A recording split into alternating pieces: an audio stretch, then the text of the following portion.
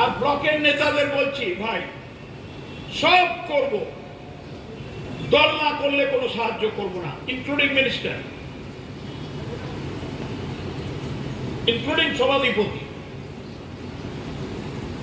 Including MLS.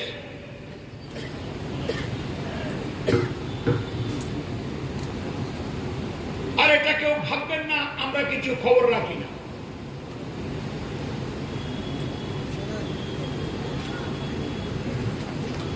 একটা কটকটে comrade SD অফিসে 5 বছরের এক্সটেনশন নিয়ে কি করে বসে আছে? বিলবাগ, তুমি ডিসকাস করবে ডিএম এর সঙ্গে। কার তো প্রেম উছলে উঠছে এই হারমাত কমরেড কোঅর্ডিনেশনের নেতার উপর।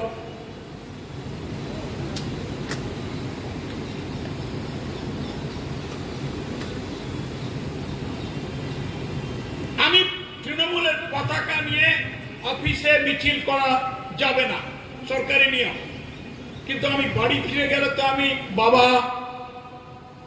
মা, ভাই, দাদা, বোন, একজন নাগরিক, একজন ভোটার, একজন তৃণমূলের সমর্থক, যারা মমতা ব্যানার্জিকে প্রণাম করে, অভিষেক ব্যানার্জিকে ভালোবাসে,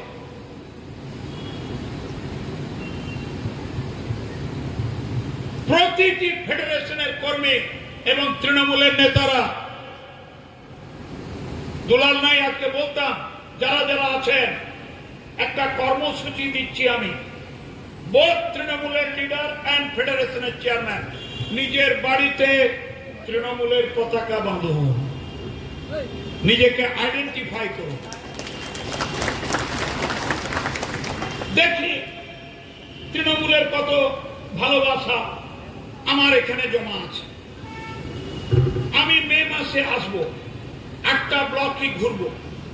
তার আগে এই যে আমাদের নেতা ফেডারেশনের পীযূষ কান্তি, প্রত্যেকটি এই 4300 মেম্বার অ্যাজ অন ডেট, প্রতিটি কর্মীর বাড়ির অ্যাড্রেস আমাকে দেবে, ফোন নাম্বার দেবে। আমি একটা address bank and phone number bank করবো, একটা গ্রুপ করবে প্রতাপ। আমি 3 দিন থাকবো ঝাড়গ্রাম,